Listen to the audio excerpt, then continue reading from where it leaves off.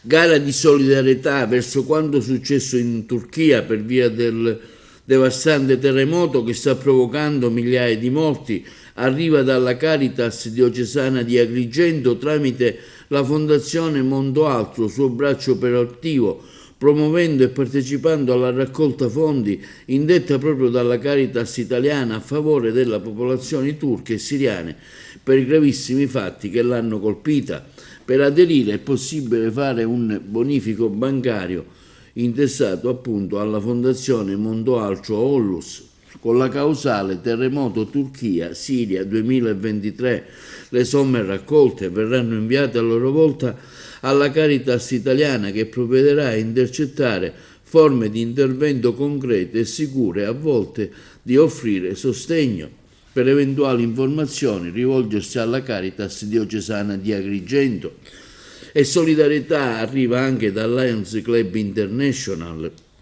I Lions italiani portano un aiuto concreto e immediato alle popolazioni turche e siriane colpite dal devastante terremoto tramite la Fondazione Internazionale Lions che ha messo a disposizione già $200.000. L'invito del Lions Club è quello di partecipare a questa grande mobilitazione donando direttamente al multidistretto Lions Italia con la causale aiuti del popolo turco e siriano.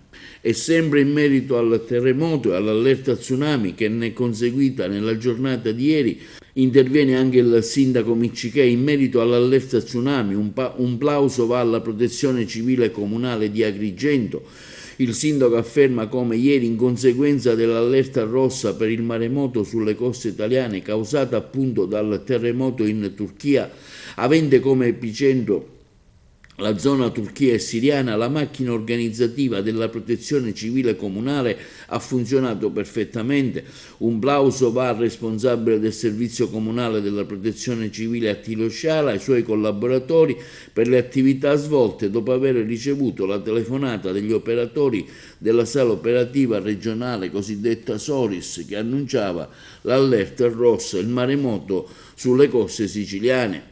Di seguito alla redazione del dottor Sciara, alle 4:45 si è immediatamente azionato il sistema operativo comunale per mettere in sicurezza la popolazione residente lungo la costa. È stato informato il sindaco con cui si sono concordate le azioni da intraprendere, è stato attivato il COC presso la sede di Piazza Gallo, sono stati allertati sia il sindaco, il comando provinciale dei carabinieri, la questura, il libero consorzio comunale, l'ufficio di protezione civile, l'ex provincia e tutti insieme si sono adoperati sulla costa agrigentine, soprattutto nella zona di San Leone, per informare la popolazione e farla allontanare dalla potenziale zona a rischio. Nonostante alle 7 del mattino fosse stata revocata l'allerta maremoto sulle coste italiane, è continuata un'attività intensa di monitoraggio fino alle ore 9.